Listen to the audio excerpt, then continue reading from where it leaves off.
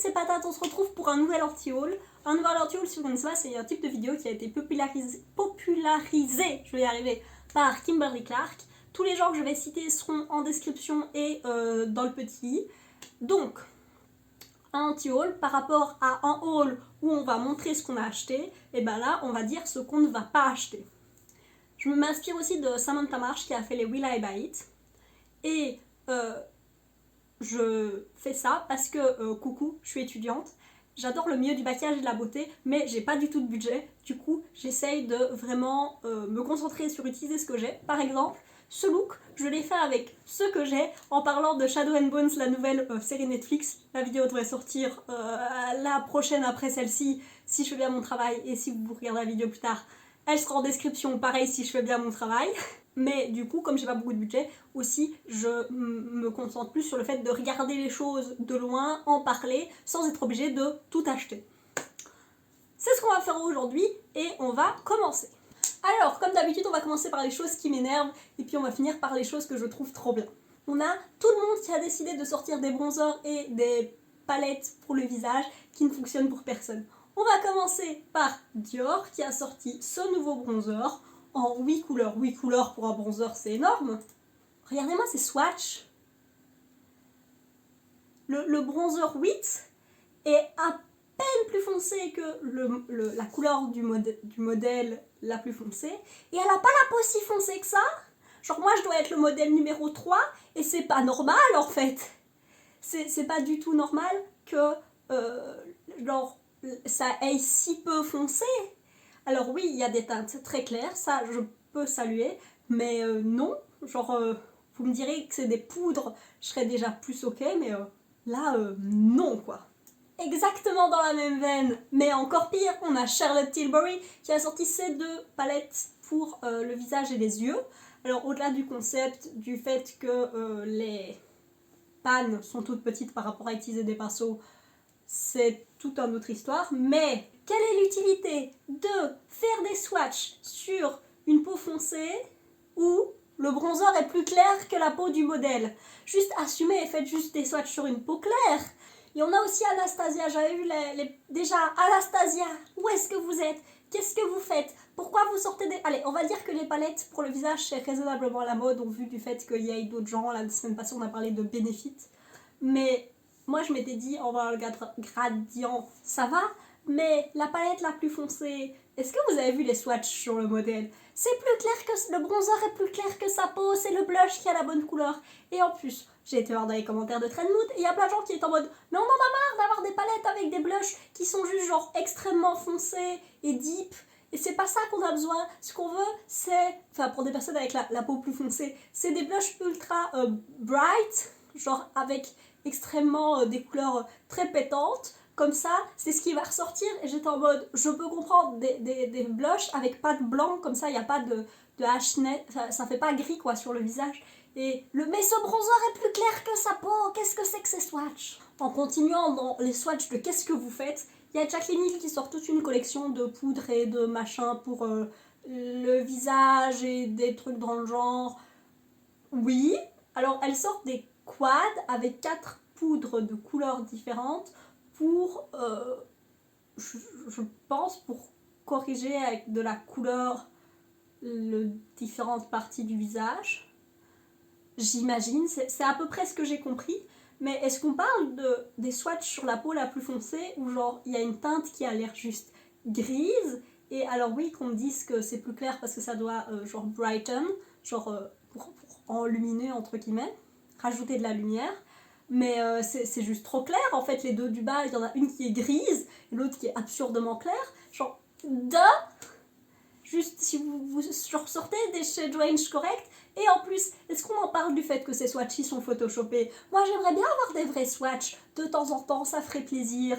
On va finir dans les palettes pour le visage et on va commencer Colourpop avec Colourpop qui sort. Donc j'ai dit qu'ils avaient sorti des quads et j'en avais absolument rien à faire parce que c'était des quads monochromatiques neutres. Alors j'ai entendu des gens qui disaient qu'ils étaient bien parce que pour une fois ils avaient sorti des quads qui fonctionnaient pour des gens avec la peau très foncée et finally. Mais voilà, ils ont sorti des palettes de blush. Ils en ont sorti, enfin la palette pour le visage avec genre un highlighter, on dirait 2 blushs et un bronzer. Sauf une qui a l'air de pas avoir de bronzer et je comprends pas très bien, mais oui, j'imagine que c'est à la mode maintenant de sortir des palettes comme ça. J'imagine. La palette la plus foncée est vraiment foncée. Donc pour une fois je suis en mode ok Colourpop, vous avez un pass pour cette sortie là. Par contre, l'autre sortie, ils ont sorti 5 nouvelles palettes avec 5 pannes. Ils avaient déjà sorti des neutres, ils avaient sorti une collection pour la Saint-Valentin je pense. Et là ils sortent des monochromatiques de couleurs. Et quitte à faire des monochromatiques de couleurs, pourquoi est-ce que vous reprenez exactement les mêmes couleurs que dans vos trucs avec 9 pannes? C'est genre les mêmes. J'ai trouvé cette photo quelqu'un avait retweeté, enfin pas retweeté, remis dans ses stories sur Insta, et j'étais en mode oui, c'est vraiment les mêmes. Je suis en mode, en plus si quelqu'un aime le mauve ou le violet, il a déjà acheté la palette violette, et genre c'est pas 5, c'est pas ça qui va faire que c'est plus facile à voyager avec. Déjà les palettes de 9 couleurs, c'était un des arguments, c'est que c'était facile à voyager avec. J'ai oublié de parler de ça, mais je trouvais ça vraiment cool. Il y a Iconic London qui sort un nouveau bronzer. C'est pas du tout une marque que je suis, mais regardez-moi ces swatchs. Regardez-moi le bronzer le plus foncé sur le bras le plus foncé. Ça, c'est des swatchs corrects. Ça, c'est un truc qui va pouvoir bronzer des personnes avec une peau vraiment très foncée. Pourquoi Iconic London, il peut le faire avec, je crois qu'il y en a genre 6. Il y a 6 couleurs et que Dior en 8 couleurs, et ben la couleur la plus foncée, c'est genre la 3e de Iconic London. Étonnamment, il y avait majoritairement que ça qui m'énervait. Le reste, je suis plus en mode sérieusement. À commencer par les suppléments de chez JLo Beauty, donc des suppléments à manger. Je sais pas combien elles coûtent, mais je suis sûre qu'elles vont coûter une blinde et demie parce que les produits de chez JLo coûtent une blinde et demie. Mais surtout, alors c'est peut-être parce que je vis en Europe et que c'est différent, hein, je ne sais pas. Mais déjà, la nourriture devrait être une des bonnes sources de compléments, et qu'en général, les gens sur lesquels les compléments fonctionnent, genre ce genre de compléments, les gens sur qui ça fonctionne, c'est des gens qui ne mangent pas assez équilibré et du coup que leur corps est en mode yeah, des vitamines, wouh. Et ensuite, les seuls compléments qu'on devrait donner aux gens et que les gens devraient prendre, c'est ce que vos médecins vous disent. Moi, je suis végétarienne, donc de temps en temps, j'ai des carences en B12, donc je prends de la B12 de temps en temps parce qu'on n'en trouve que dans la viande. Bah bim, c'est normal, mais je vais pas prendre un multicomplexe tout le temps au cas où. Et je prends de la vitamine D parce que je vis en Belgique et que là il y a du soleil, mais qu'il y en a pas assez pour que je produise suffisamment de vitamine D, et comme tous les Belges je suis en carence. Bah voilà, mais parce que mon médecin m'a fait faire une prise de sang, genre un truc qui mesure le taux de vitamine dans mon sang, et m'a dit hey, il faut que tu prennes ça, et j'ai été les chercher et j'ai pris ça. C'est pas juste prendre les choses parce qu'il faut prendre les choses.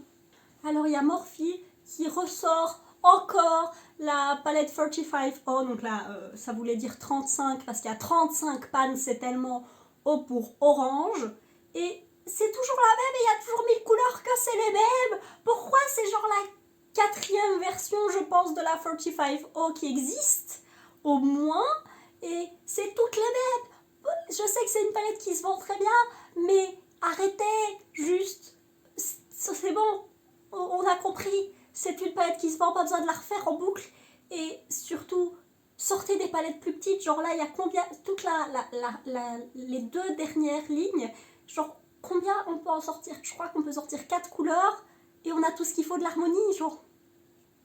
Ah.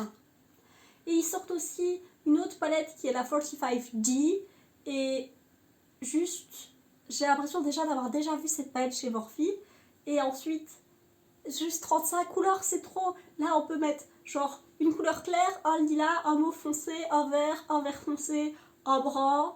Et je suis à 7-8 couleurs et on a toutes les couleurs de cette palette. Alors, juste pour le citer, il y a Makeup Revolution qui font une milliardième collection avec Disney. Cette fois-ci, c'est avec la petite sirène. La palette ressemble à, j'ai l'impression, toutes les palettes qui sont sorties dans ces collections. Et ils continuent à faire des palettes où d'un côté, il y a des ombres à paupières et de l'autre côté, il y a des palettes pour des couleurs pour le visage. Ce qui veut dire que cette palette fonctionne que pour les personnes les plus claires.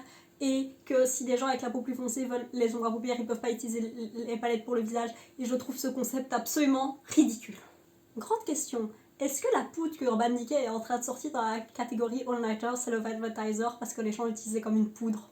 Je me pose la question parce que c'était une poudre qu'ils avaient qui était censée être mixée avec d'autres produits pour les rendre plus mat. Et j'ai vu plein de gens qui utilisaient comme une poudre parce qu'apparemment elle tenait vraiment bien les choses en place. Et c'est genre exactement le même packaging et la même couleur. Est-ce que c'est juste le Velvetizer qui est juste revendu autrement? Parce qu'en plus j'ai vu plein de gens que quand la poudre avait été discontinuée, qui en avaient acheté plein de backup. Si c'était votre poudre préférée, peut-être qu'elle est en train de revenir. Parce qu'en plus le highlighter, c'est le principe, c'est que c'est super mat et que ça tient méga longtemps. Donc ça rentrerait parfaitement dans les claims.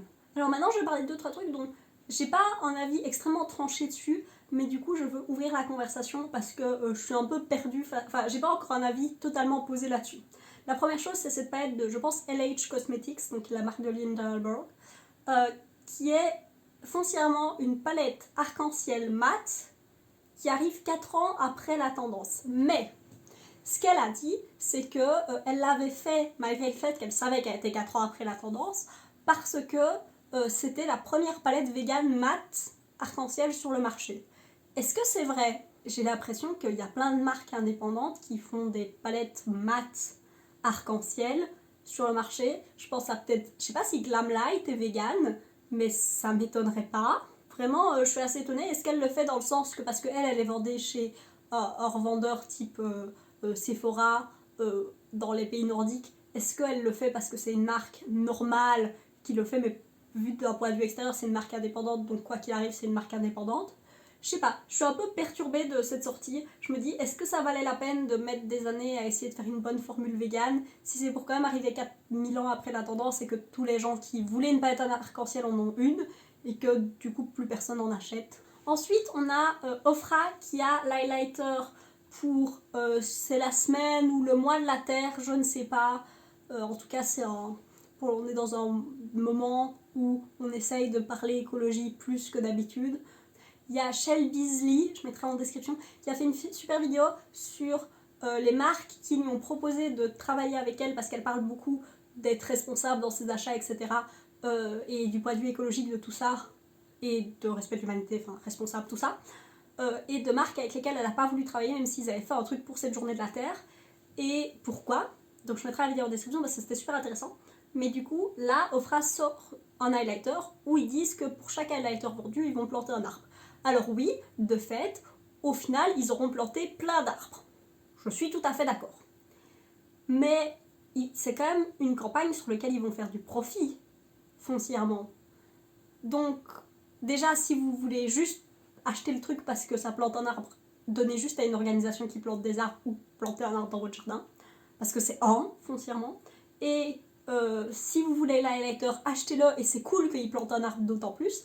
Mais je trouve ça un peu bizarre ces campagnes où il y a juste une partie des profits qui vont à une association parce que foncièrement ça reste une campagne qui est d'un pour faire du marketing et augmenter leur image de marque, mais aussi faire du profit. Et moi je me sens un peu bizarre face à ce fait. Ensuite on a la palette de Kaleidos et je vais mettre cette image en particulier parce que c'est cette image là où pareil, j'ai vu l'image et j'ai fait oh il y a Melt qui sort déjà une collection après la Mary Jane. Et en fait c'est Kaleidos.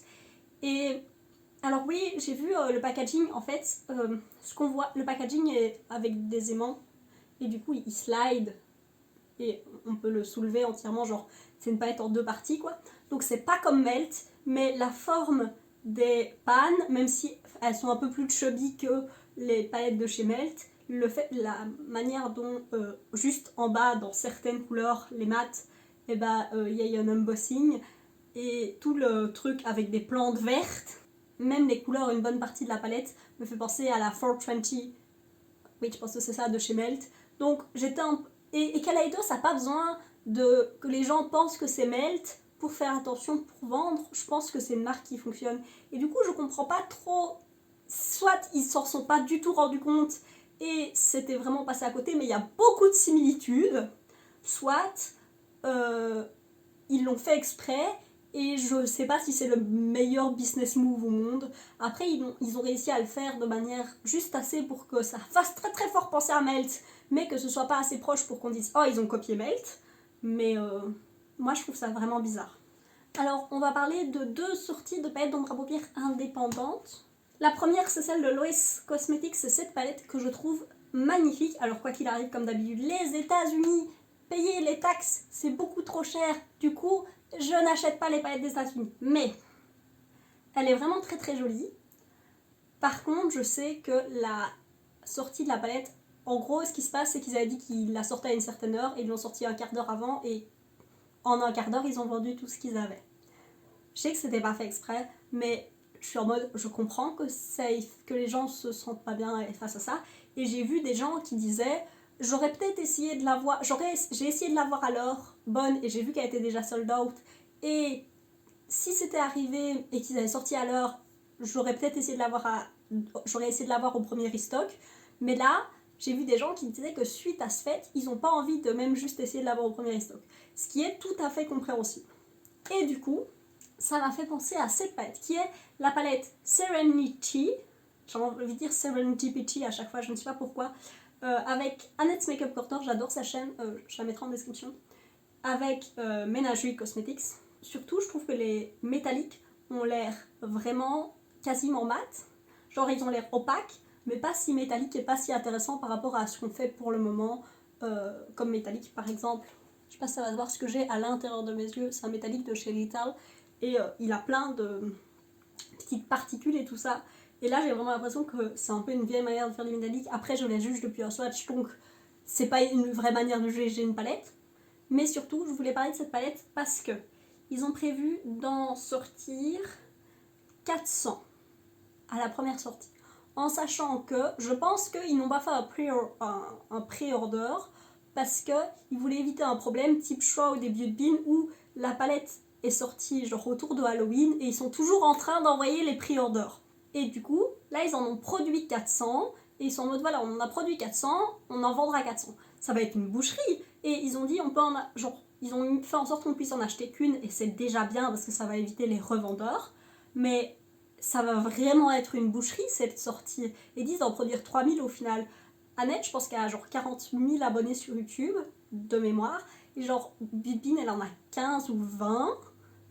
Je crois qu'elle en a gagné avec la palette. Et ils en ont vendu genre 7000. Et là, ils ont prévu 3000 en tout. Ça m'a l'air vraiment pas beaucoup et j'ai vu des gens qui disaient qu'ils allaient pas essayer de l'avoir parce que ça va être une boucherie et qu'ils essaieraient peut-être au restock suivant mais que là c'était pas une bonne idée. Et si on perd déjà des gens juste sur la manière dont vous vendez votre produit, c'est qu'il y a un problème. Et je vois que c'est des petites marques qui font tout par la main, mais si vous commencez à faire des sorties de cette taille-là, vous pouvez plus être des petites marques qui font tout à la main.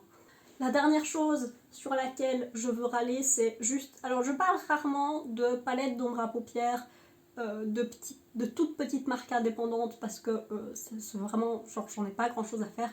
Mais qu'est-ce que c'est que cette atrocité? Qui s'est dit que c'était une bonne idée? Maintenant, on va parler de trucs cool. À commencer par Besame qui sort une collection avec Marilyn Monroe. Cette collection est magnifique. À chaque fois que Besame sort une collection, je suis en mode waouh, c'est trop bien. Un des rares trucs sur lesquels j'ai de la FOMO mais que j'aurais jamais acheté, c'est la collection qu'ils ont fait avec Mary Poppins parce qu'elle était magnifique et parfaitement dans l'esthétique du vieux film. Et pareil, là ils ont dit qu'apparemment les composants étaient vraiment genre des composants qui ressemblent fort à ce que Marilyn elle avait de son vivant. C'est pas trop cool comme concept?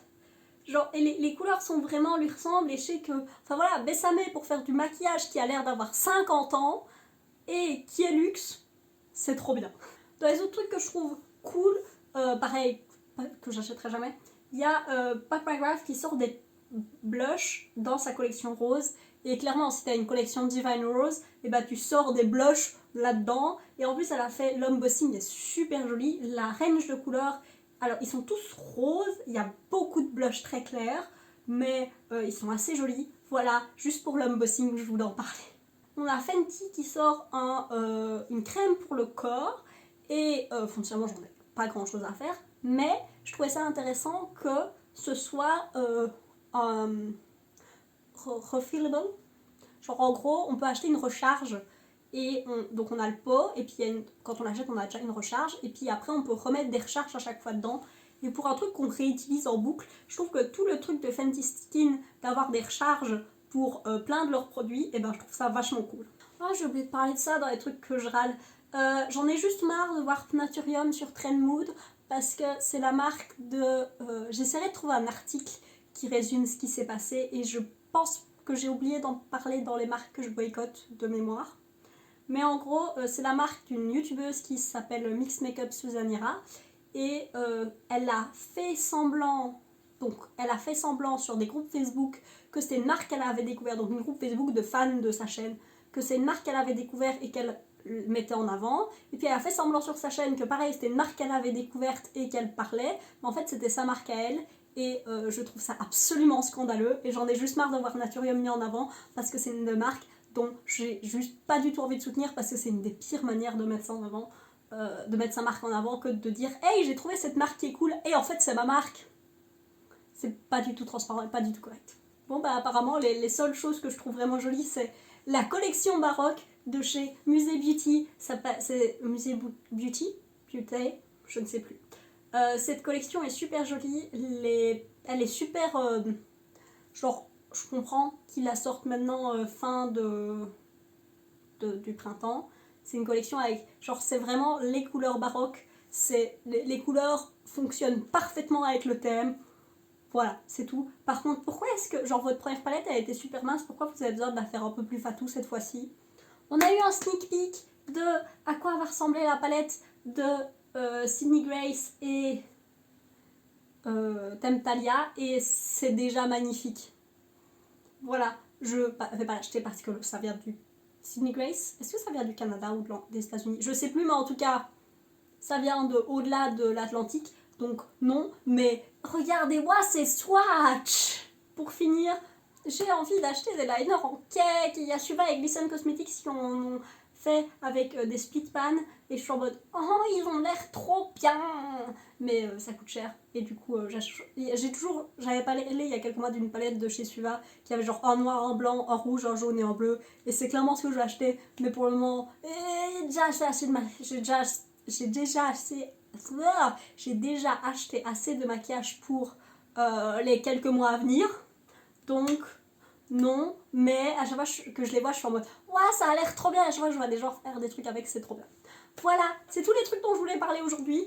Pas autant énervé que la dernière fois, mais beaucoup de choses, mais plus de choses qui m'énervaient en nombre.